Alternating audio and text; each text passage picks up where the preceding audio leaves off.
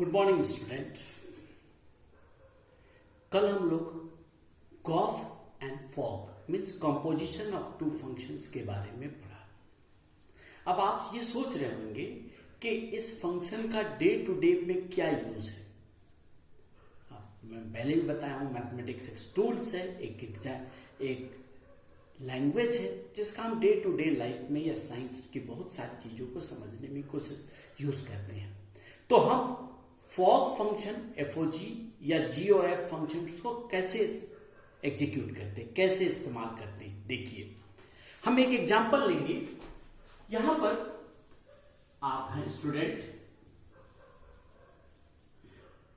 Examination लिख रहे हैं और कॉपी भेज रहे हैं बोर्ड को भेज रहे हैं।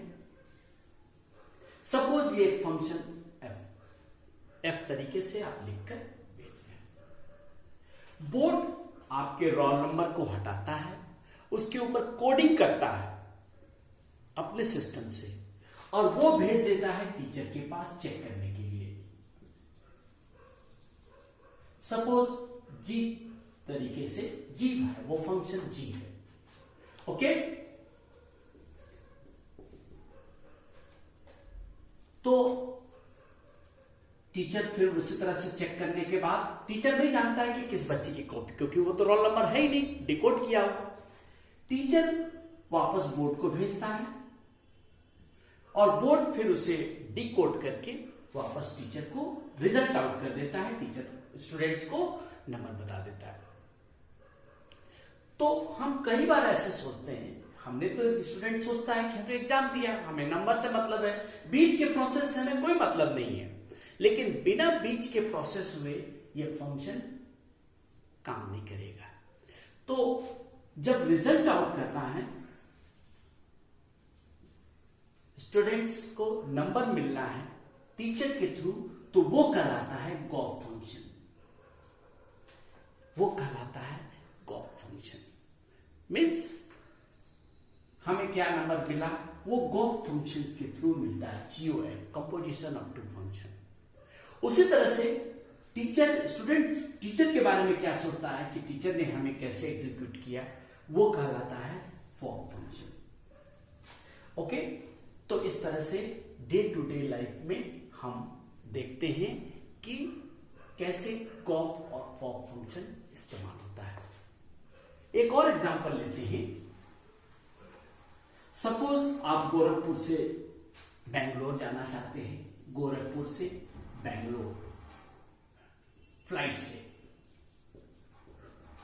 लेकिन कोई डायरेक्ट फ्लाइट नहीं होने की वजह से एयरलाइंस कंपनी कहती है कि भाई आप दिल्ली चले जाइए, फिर दिल्ली से बेंगलोर चले जाइए। तो बीच में आ जाता है दिल्ली। तो गोरखपुर से आप पहले दिल्ली जाएंगे, वहां 1 या 2 घंटा वेट करेंगे, ये एफ। फिर दिल्ली से बेंगलोर जाएंगे, दैट इज कॉल्ड जी।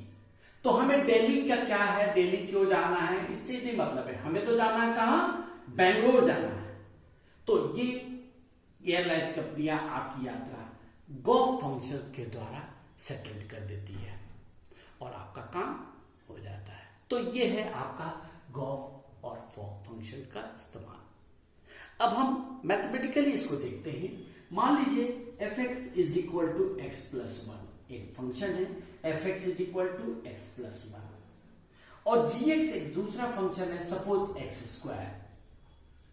तो आपको गॉफ निकालना है। गॉफ क्या हुआ, तो GOF by definition of x is equal to function of a function g of f of x, okay. तो fx की जगह पर हम ये रख देंगे x प्लस 1, यहां से लेकर रख देंगे। Now gx is x square, gx is x square.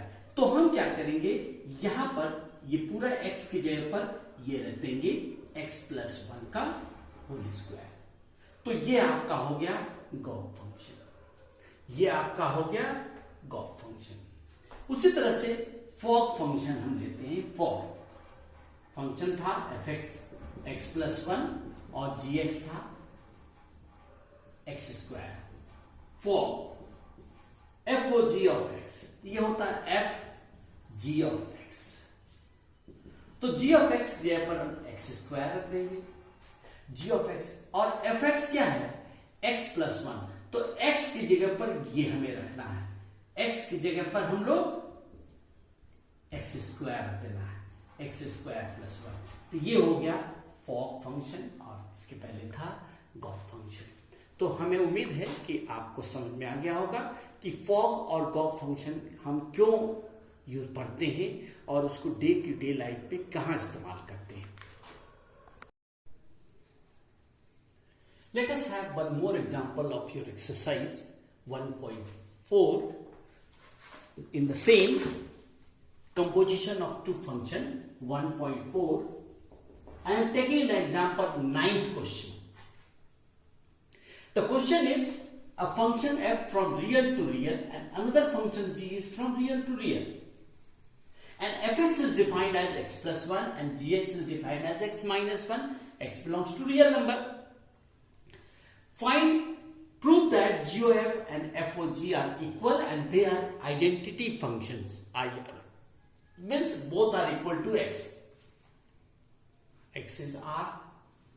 Now GOF of x, by definition it is G of f of x. In the place of fx we will write x plus 1. Since gx is equal to x minus 1, so gx plus 1 is, now substitute x plus 1 as x as x plus 1 and this minus 1 as it is, cancel, it is x. Therefore GOF is an identity function. Now FOG of x, f of gx, f of x minus 1, since fx is equal to x plus 1, fx minus 1 is, substitute x as x minus 1, 1 cancel, x, it is also identity function. Therefore FOG is equal to GOF is equal to IR. So this way you can prove this question. Okay, one more question. And the last question of this exercise, means not last question of this exercise, 13th question and last for. And from this question you can understand the fog and gauge function. The question is, if fx is mod of x and gx is greatest integer of x, x belongs to real number. Now find GOF of minus 5 by 3 and second FOG of minus 5 by 3. Now GOF of minus 5 by 3 is G of f of minus 5 by 3 by definition, and f of minus 5 by 3 is equal to mod of minus 5 by 3 by the definition, by question given in the question. Okay.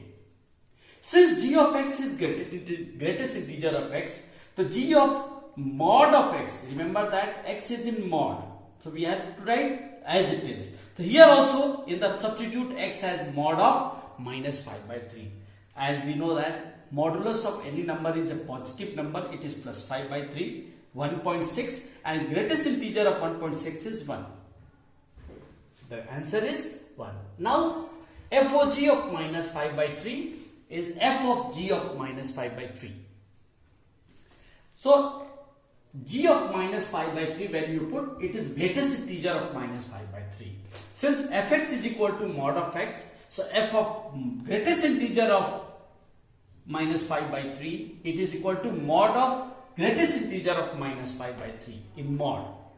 So it is greatest integer of minus 1.6, and as you know that in the number line, greatest integer of minus 1 by 6 is just left of integer of minus 1.6 is minus 2. That is minus 2. And mod of minus 2 is 2. The answer of fog is this. The answer of GOF is this.